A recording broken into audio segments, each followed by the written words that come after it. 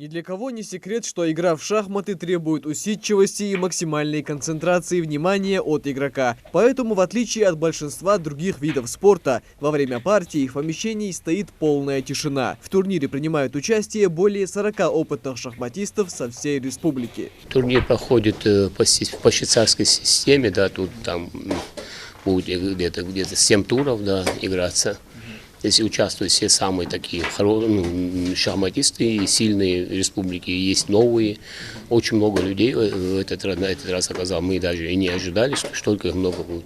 Желающих было много, всех уместить не смогли. Участие принимают разные игроки по опыту и возрасту. Зине Даурбековой всего 11, но во время партии может преподать урок любому взрослому. Этой интеллектуальной игре девочку обучил отец, и уже 6 лет она пробует свои силы на различных соревнованиях. Сегодня удача на ее стороне. Сначала все было вроде бы хорошо. Я разыграла дебют, это начало партии.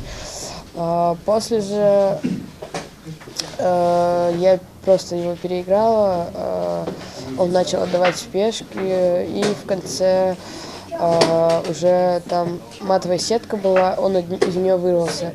Мне кажется, если бы было побольше времени, я бы раньше выиграла, но из-за того, что время поджимало, я не делала сильнейшие ходы. И в конце этих 10 секунд хватило, и я поставила.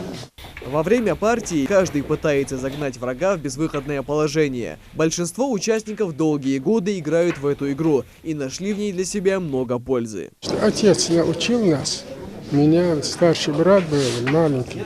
Говорит, для вас это для математики, арифметики будет хорошо. На самом деле так и получилось. У нас лучше пошло дело. Так слабо было. Отец хорошо играл, но потом мы его опередили. Шахматный турнир посвящен памяти Умара Балаева. Он первым основал шахматный клуб в Ингушетии еще в советское время. В 2020-м его не стало, и сегодня сын продолжает дело отца. Отец приехал сюда работать на завод «Электроинструмент». Он был начальник конструкторского бюро, инженер-конструктор и очень любил шахматы. И основал там клуб. И все, как бы, да, вот или то, что касалось Ингушетии, здесь играли все. Из Малгобека, Назрани, и Андрей Сурхак, все, ну, как бы, да, принимают участие в этих соревнованиях. Он проводил соревнования, он организатор был всего этого движения шахматного. Интерес к этой игре в регионе возрастает с каждым днем. Самых умных и тактичных сегодня награждают медалями, грамотами и денежными призами. Микаил Тангиев, Мухаммед Белакиев, Новости 24.